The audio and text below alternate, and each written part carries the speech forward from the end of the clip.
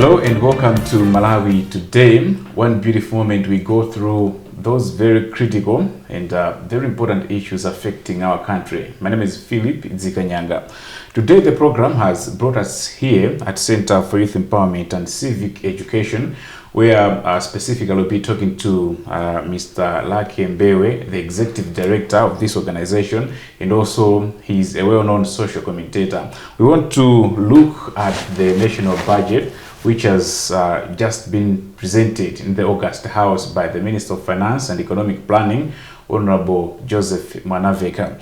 Mr. Mbewe, welcome in the program. Thank you so much. We want to look at the budget, the national budget, which has been presented by Honorable Manaveka. We are talking of the 2019-2020 financial year. Yes. So many expectations from Malawians, and I'm sure including yourself, but the question is, do this budget really have the capacity to transform Malawi, to propel us forward in terms of development or improving the livelihoods of the Malawi citizenry? Yes, actually, we should commend the minister for at least taking into consideration some of the issues that we presented during the national consultations, as has been the tradition. Of course, you may not rule out the room for error, where the minister may actually have, stripped off some other key issues that we presented. But because at times he has the duty to look at critical issues that make sense towards national development. Therefore, we would like to commend the minister for the job well done to, engage and actually take on board all those issues. Overall, I would say yes, given that the budget is well implemented, obviously it has got the potential to transform the lives of ordinary citizens. Usually when such budgets are being developed, we look at those that are critically affected on the ground, and these are the most marginalized, the poor on the ground. So the way it looks, at least, gives a very good picture in terms of allowing money into the pockets of the ordinary citizens. But the only determining factor is whether the minister or the government will not stride away from the initial plan in terms of implementation. One song which has been sung for quite some time is to do with shifting from having a budget which focuses mainly on consumption and to look at a budget which promotes industrialization, job creation, and also to some extent or to a larger extent issues to do with entrepreneurship. Do this budget really reflect that? Yes, I think one key issue, I'm happy to say, for us as a youth NGO, youth saving NGO, we have got our specific areas that we are very much interested in, regardless of the fact that at each and every vote we may have a stake also. But overall, you look at the allocation to the Minister of Youth, specifically to cater for issues to do with the internship as a source of ensuring that we are preparing the youth towards prospective job opportunities, which has been a very critical challenge over the years. That allocation to us is a hope. Secondly, you look at the allocation towards the Malawi Entrepreneurship Development Fund, although its implementation usually leaves a lot to be desired. But given that the minister and the government doesn't actually change goals in terms of refocusing of critical issues, that also makes it a very strategic budget line. And within that same aspect, the budget allocated towards the youth development, there's also an aspect of an amount that is actually specifically earmarked to ensure that women entrepreneurs through the banking kind of approach, they're also considered. So you look at the youth and the women, these are the drivers of the economy elsewhere, because they are meant to be household materials. They are meant to be very economically viable in terms of ensuring that money is not misplaced anyhow, like a man, you and myself. We may at times be prompted to spend uselessly without due regard to what it implies, but not with women. So looking at all these issues, I think it leaves, it portrays a picture that would really entail transformation of some sort. But as I already said, the only critical factor is, are we going to walk the talk in as far as the plan that is there? Looking at the budget sector by sector, we have seen some increase as compared to the previous budget. Like, for example, this time around, education sector seems to have gotten the lion's share, of course. About 172 billion, yes. Malawi, an increase from 142.2 billion. Are you surprised with this increase? Well, I think it could be, I may not be surprised, because the education sector is one such largest employer in Malawi. And it has also so many problems. Number two. Number three, it is, prone to abuse at times, where a lot of issues do happen within that particular ministry. And our eyes are on the fact that we suggested quite a lot to the minister during consultations. For example, recruitment of additional teachers to reduce the pupil teacher ratio that is so overwhelming. Number two, many children still are learning under the trees, and when it is raining, school closes down automatically. Number three, you look at houses for teachers to avoid the problem of teachers traveling long distances to schools to transact business as is required. So this could be maybe some of the reasons why this budget line has been increased. And lastly, the issue of the scholastic materials, provision for scholastic materials. Because it's one thing to have good teachers, good classroom blocks, but if there are no learning materials, obviously it defeats the entire purpose. Therefore, this could be some of the issues that the minister may have considered. But again, we are eyes open to make sure that whatever has been allocated should really translate into action on the ground. Because the previous experiences have taught us quite serious lessons, very disheartening lessons, where the Minister of Education, it's not the first time to get a lion's share, but you look at what is happening on the ground. The inclusive education may not have been considered. You go to a particular school, you find not even one teacher who is, for special needs. So all these things are largely considered in terms of the budget. So we really appreciate and commend for that. Moving on to Ministry of Agriculture, it has been given about 167 billion. That's the second largest. Yeah? The second largest, yes. From 150 billion in the previous budget. Yeah. And as usual, a huge chunk is going to farm input subsidy program, about 35.5 billion. Sure. Malawi kwacha. Are we really justified to continue with FISIP, looking at the outcry from the donor community and also some experts within Malawi that this seems to be a cow which is just milking government money? Are we justified to continue funding FISIP? Yeah, I think there are two schools of thought. One key thing in terms of the increase in terms of the money versus the beneficiaries, you may agree with me that the beneficiaries have been trimmed from 1 million to 900 and something. 900,000 farmers. But the money has been increased. And one wonders how that... What's the logic? The logic within that particular thinking. Secondly is the fact that the farm input subsidy program seems to be mistargeted.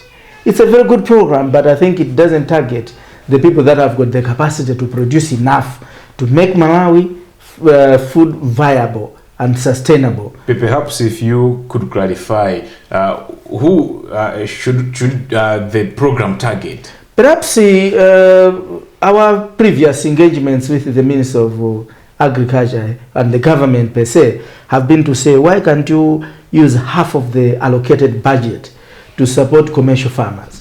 Those farmers that are capable of producing enough using other technologies, modern technologies, because the technology that we are relying on is not technology at all. It's rain fed. Most of these crops are rain fed, and if with the problem of climate change and the climate injustices that are happening out there, obviously it's more like we are sowing where we cannot reap out anything. Or a waste being a resource being wasted for nothing. Why? It's because most of these local farmers rely on rainfall as a means for irrigation. In which case, if we split into two, half of the initial budget being allocated to commercial farmers and the others to ordinary farmers, obviously we'll strike a balance in between, because if this works and if this doesn't work, obviously we'll have somewhere to rely on. If this works, if this doesn't work, obviously we'll have somewhere to rely on. The bottom line is set standards and the clear guidelines in terms of how the government will buy from those farmers, considering that they have been subsidized in one way or the other. Failure to do that, obviously the farm input would be just the song of the day, but a resource not yielding anything at all, and obviously we are just wasting money for nothing. In other words, what you are saying is there must be a shift from smallholder farmers to large-scale farmers. Then what would be the caution for these smallholder farmers? Because research shows largely these people depend on the farm input subsidy program to purchase some farm inputs like fertilizer and others. And the same research, for your information, also indicates that most of those farmers, when they receive, many of them do not have their gardens. They've sold them out to commercial farmers. Many of them do not own land. You may agree with me, the problems that have rocked Malawi in the recent past in terms of ownership of land. There have been land that has been disposed of to those that are able enough to operate those farms. Therefore, the equation in this case is that I'm giving you farm input subsidy, but you don't have land where you can cultivate, except for maybe a small piece of land around your home. And how do you expect that it will yield into something else? Those are some of the areas that the government, through the ministry, ought to look into very critically. And that's the more reason why I've said that the budget should have been splitted to half, because by saying splitting into half, it will target those that are really on land and on land that is viable when it comes to investment, because we are looking at return on investment. We don't just invest for nothing. When we invest, we need to plow back from the investment that we have made using the return on investment kind of thinking. But what is happening now is there's nothing in terms of retention of whatever we have invested on. So that leaves a lot of questions to be answered, because practically you look at the farm input, it doesn't really portray a picture of moving people from poverty, but it's a political kind of tool in one way or the other. We have to go for a short break. Thank you. We are still continuing with Malawi today, and as I said earlier on, we are talking to Mr. Mbewe, the Executive Director of Center for Youth Empowerment and Civic Education, and also a well-known social commentator. We'll be back shortly.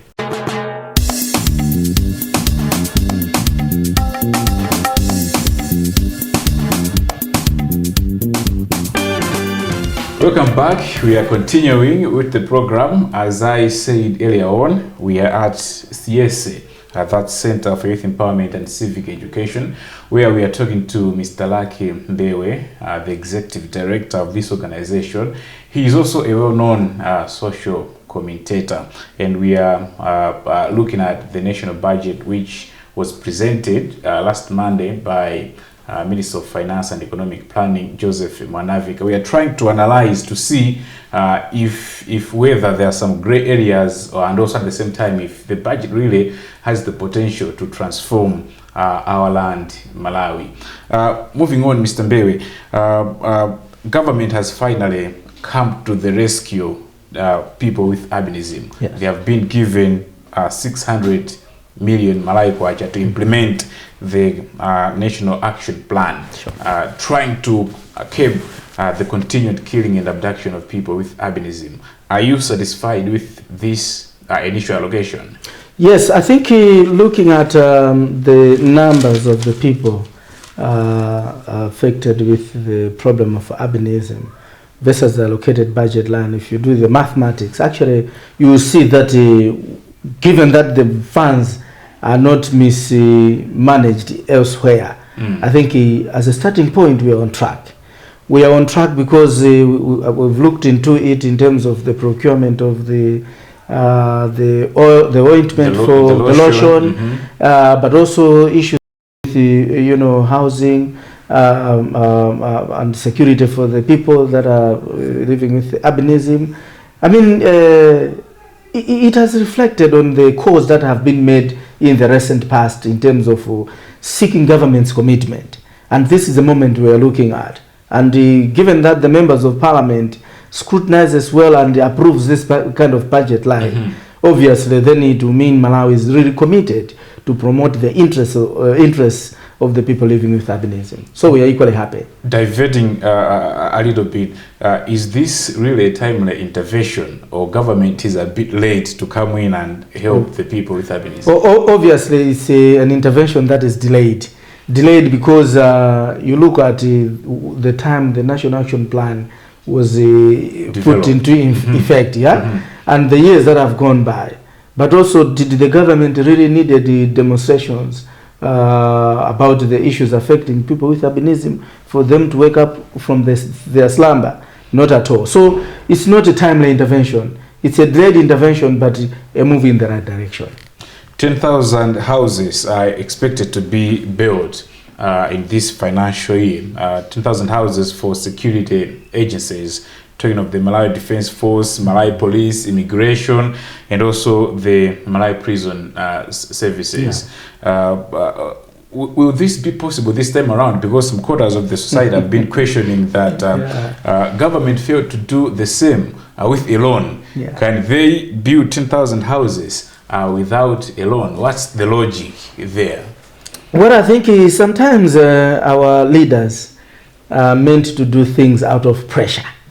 We could have been contributed to the problem of not providing checks and balances from the previous allocations in terms of our continued silence, because we have a role, all of us, to check with government in terms of, yes, this is the budget. It stipulates lines of funding and the government's commitment to ensure that it's been effected. But then we have been all quiet all this while. Therefore, the pressure that has been put before government in the recent moment, may have been one of the factors that has really made the government to say, oh, now people have started to react. And therefore, we needed to do this as an issue that requires much more priority. You look at the places where our soldiers are residing, small houses for someone with a big family.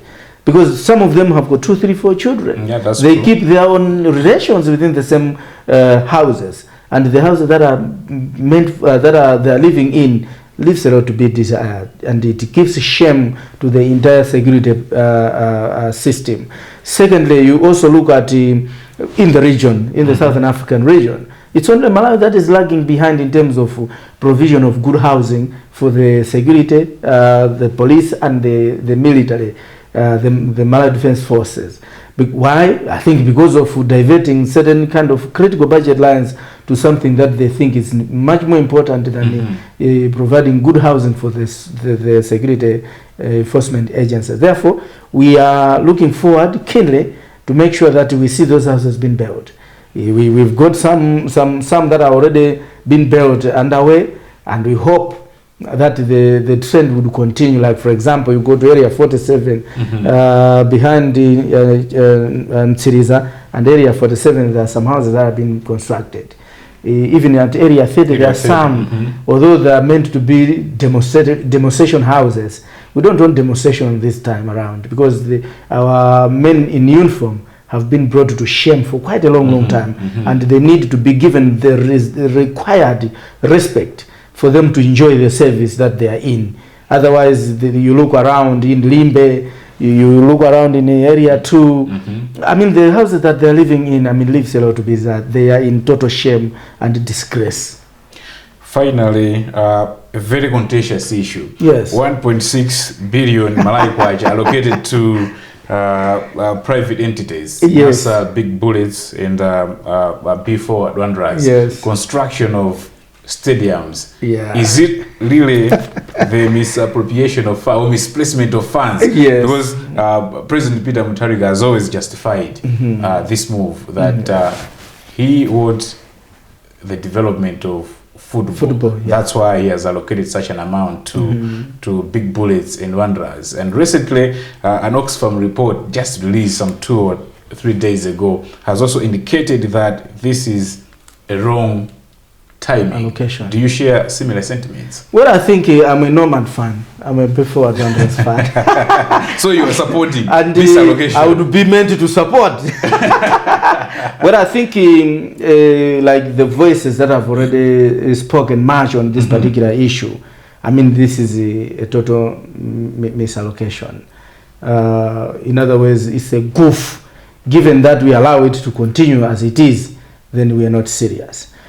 Why? The motive is good, okay? But then how do you develop someone who is already developed? And it's under the realms of a private entity? Obviously, no. Secondly, if you look at the amount, 1.6 billion, being invested in health sector, it can procure quite a huge chunk of medical supplies to help our hospitals that are actually diagnosing someone of a particular disease and prescribing them this particular medicine and tell them go and buy from other pharmacies because the government doesn't have medicine in stock. Therefore, you look at 1.6 billion, it would have gone a long way in saving the lives that are indeed in need of the critical right, which is the right to life. Secondly, maybe if you also equate it to the aspect of maybe building school blocks, I've talked about talked about children learning under the trees. Teachers been trained in constituent colleges but not been recruited. I mean, that money can actually build over 100 school blocks that are decent to accommodate our children that are suffering in the rural areas, even in urban areas. Therefore, my appeal is to say that the members of parliament should actually scrutinize this vote and make sure that they detach emotions from this particular issue, because it's a directive from the president whom may not have been in their good interest.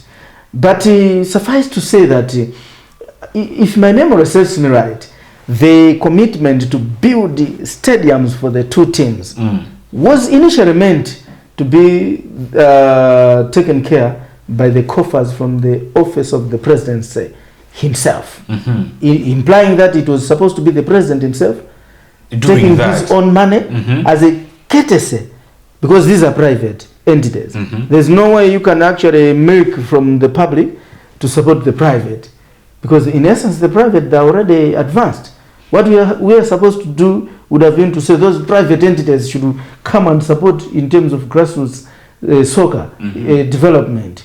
And finally, on the same note, is the fact that if the idea is to support and develop football in Malawi or sports in Malawi, why not develop up and coming clubs? Why not support for example, here in Lilongwe, yes, academies. You look at the way Civil Stadium is looking, and you go to Lilongwe Community Center ground, you go to Blantyre Sports Club, and so on and so forth. All these should have been prioritized in this particular realm to make sure that if it is indeed in goodwill, the money could have been invested in those up and coming. And if you look at 1.6 billion, I mean, you are talking about 10 or so sports academies or sports grounds that would have really made a huge difference in terms of the initial idea of developing sports for the grassroots in Malawi. Therefore, no question about it, that needs to be reversed. It's a miss. I'm a bit surprised that you are a Nomad fan. Yes. And this time around, supporters from both Wanderers and Bullets have come flat out. Of course. That they won't allow anybody to stop these two projects. They'll give them 72 hours. I hope I've not been given 72 hours. That admitter. Well, I have been tortured left, right, but I have survived. But I think we need to stand on a principle. Finally, we have been suffering from poor implementation. what should we do to make sure that this budget is effectively and successfully implemented? The first thing is to make sure that we give strength and power to the people for them to take part in ensuring transparency and accountability. There have been times that they've left the role to us as civil society alone, maybe to some few individuals of goodwill, but I think that has really failed us, because advocacy is about numbers. If the multitude that are demonstrating out there comes together and say we demand transparency and accountability to make sure that the 2019-2020 budget is implemented according to plan, obviously you see Malawi transformed in a one year kind of period of time. Because there are times that we all go to sleep and we forget our roles. And obviously that makes those irresponsible to be irresponsible. So let's all have power and engage and come up with the plans and the mechanisms to make sure that we track how the budgets have been implemented and whether we are on track or not. Mr. Mbewe, we have to stop there for today. Many thanks for showing up in the program. Thank you so much. It's been a pleasure to have you with me. I'm afraid for today we'll have to stop there. And I've been talking to Mr. Mbewe, the Executive Director of Center for Youth Empowerment and Civic Education, and also a well-known social commentator. Till the next edition, I'm Philip Nzikanyanga, and God bless you.